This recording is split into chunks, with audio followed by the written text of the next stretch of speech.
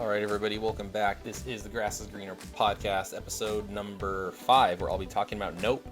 It's been a little while since I've been on. I wanted to get this episode out sooner, but I've just had so much stuff going on. I know everybody's been sliding into my DMs and in the comments, and they've been emailing the show, and they're also like, "Hey, where have you been? Like, are you okay? You haven't been posting enough content lately." I'm like, I know. I'm fine. Thank you. I appreciate everybody's concern. I've just had a ton of things going on.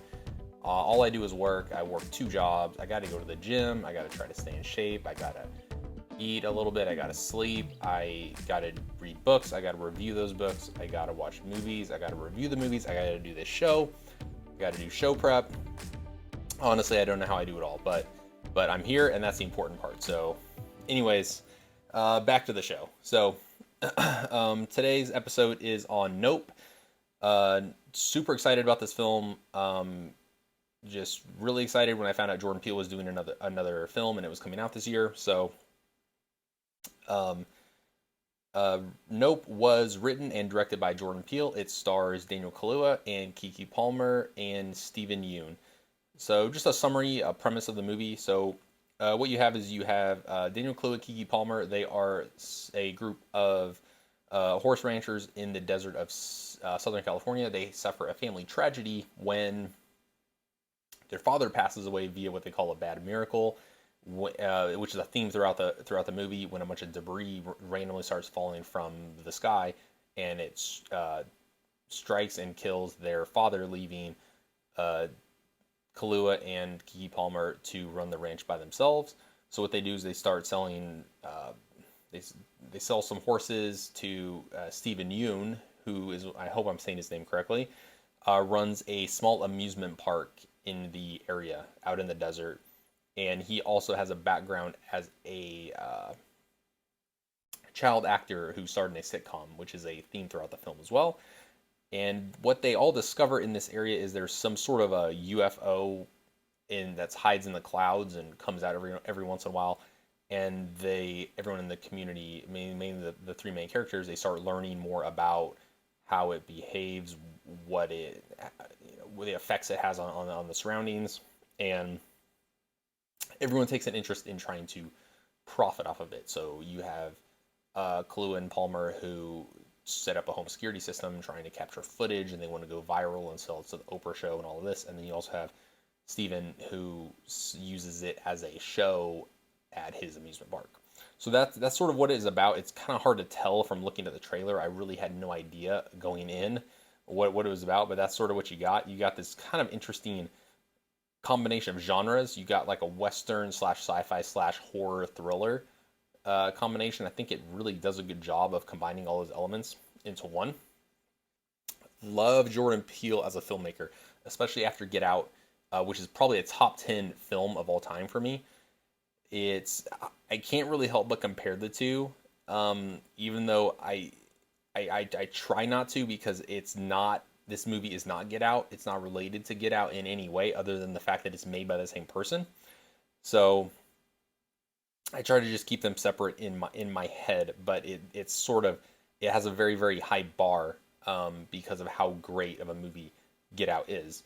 So what you got here is in the title card of the movie. It starts out with a Bible verse from the book of Nahum. I hope I said that correctly again. Chapter 3, verse 6. And that reads as, "I will cast abominable filth upon thee, and make thee vile, and will set thee as a spectacle." And that really sets the stage for what you see throughout this movie. Just some general comments on the film. The cinematography is absolutely great. It looks amazing. There's a good portion of the movie which takes place in the dark, and it always looks really well lit. The lighting is very good. You never really run into a spot where it's like, it's hard to see what's going on. You never really get that, even though a good chunk of it takes place at nighttime, and even when the daytime, I think it takes place in the desert. So I think that sometimes you get these movies when it's in the desert and it just sort of bland and consistently just I guess sort of boring scenery, but you don't really get that here. There's a lot of like variation of like bright colors that really pop, and it looks really good on the desert backdrop. You get a lot of typical Jordan Peele wide shot, slow zoom, which look really good. It really works. Acting performances all really good. Um, it's a couple humorous moments in it. I think that this is kind of where I'm going to compare it to Get Out. I wish there would have been more humor, and it's sort of difficult because it's to balance the humor and the the horror aspect and the heavy, deep subject matter. But Get Out, I think, balances that perfectly. So, um, I just that was sort of it's a minor complaint, but it doesn't really I don't think really affects the grade at all. So one question I had about the movie is this theme about the bad miracle. What is a bad miracle is a theme which you get throughout it, and it's really I can only see a significant um, moment in the beginning when they ask that question when the father ends up passing away, and that really I don't think comes up again. At least I couldn't see it. So it's sort of like it's this theme that happens throughout the movie, but it only comes into play in the beginning when the father passes away from some rain of flying debris, which they suspect fell out of a plane. And now the next question is what is the point of this movie, which is very, very, it took me a while to really come to a conclusion on this. And this is where it's going to get spoilery. So if you have not seen the film yet, I would pause this, go see the movie, and then come back and watch the rest of this episode. So, all right, for those of you that are still here. Um, so this was sort of tough. It's sort of ambiguous and unclear, and about what the point of the movie is. I was expecting it to be very cut and dry, very satisfying, like Get Out was, but it's not really like that at all. Um, so I wish it had been a little more clear and more satisfying in the end.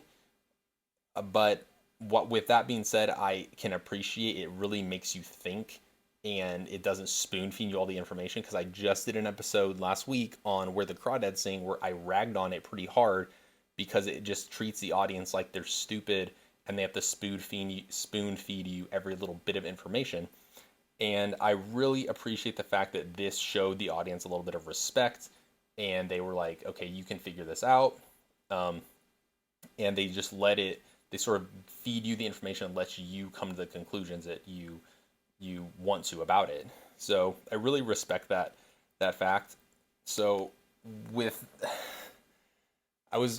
my initial thoughts coming out of this movie was it just didn't really make a lot of sense, but I wanted to think on it. In addition to being busy, I also just want to give myself a couple of days to reflect and think about what the point of this movie was, because Jordan Peele doesn't just make pointless, stupid movies. There's always like a deeper meaning behind them.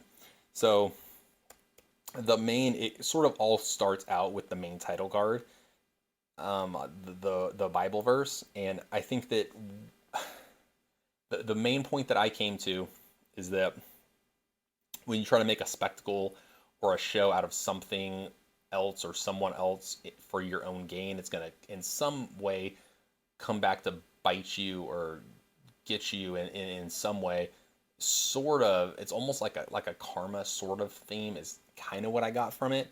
And the reason I think that is because you see a clip in the very beginning where Steven Yeun's character, who's a child actor, who's in a sitcom, and he stars as a character in um, a show where one of the characters is a monkey. So they're sort of making a show out of this monkey, using it to get ratings and attention.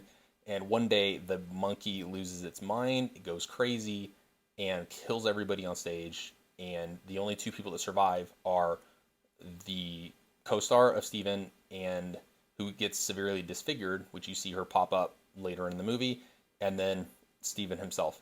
So even after this tragedy, he still continues to use it as like a tourist attraction. He's got this like museum in his amusement park where he's got articles from the cast, like clothing items and all this stuff. And so he's using the tragedy as a spectacle in that sense. And he even uses he uses the horses to attract the UFO, the flying saucer looking object out of the clouds to sell tickets at his amusement park, and they eventually all just get, for lack of better verbiage, beamed up, chewed on, and spit out. Spits them all over Daniel Kaluuya and Keke Palmer's house. And then Daniel and Keke, they install a security system footage, or a home security system at their house to try to get footage of it so they can go viral. And they mentioned selling it to the Oprah show and all of that.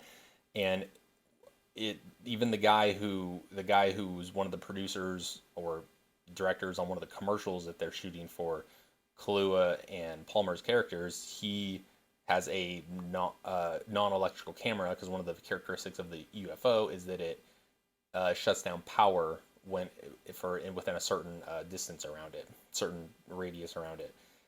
So this guy, he comes and acts like he's a team player.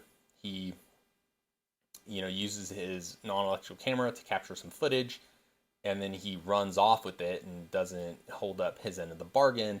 He gets beamed up, chewed on and spit out. And one of the main things about it, it gets kind of, for lack of a better word again, bird boxy, where as long as you don't look at the UFO, it just leaves you alone. So as long as you're not using it, for attention, making a spectacle out of it, it tends to just leave you alone. So those are the reasons where I think that's the main purpose of it. So I really wanted to think about this, and that the conclusion I've come to over the last few days is a lot different than when I first came out of the theater, which was sort of disappointing. And it wasn't, of course, I was comparing it to Get Out, because it just wasn't quite as satisfying, but I can respect the fact that it really made you think, and I really respect it as a piece of art, and Jordan Peele's a filmmaker, of course. So my grade, I think I've sort of talked my way up. I was thinking B-, but I'm going to just go straight B. It is good. I'd recommend it. I'm kind of curious as to what everyone else thinks of it. So leave me some comments, what you think the point of it is, what you thought of it in general. It's really not that scary, because I don't really do the horror or scary movies. So I would say on a scale of 1 to shaking in your boots, it's probably only about a 3. It's really not that scary, so I wouldn't be concerned about that. So I will try to get back within the next few days. I'm going to try to do an episode on a book I just read called Project Hail Mary by Andy Weir. It's a sci-fi book. It's my first venture into the science fiction genre, so I'm excited to talk about that. And as always, like, subscribe, smash the like button if you like this video. If you did not like this video, smash the dislike button twice. Follow me on Letterboxd, and I will see you all next time.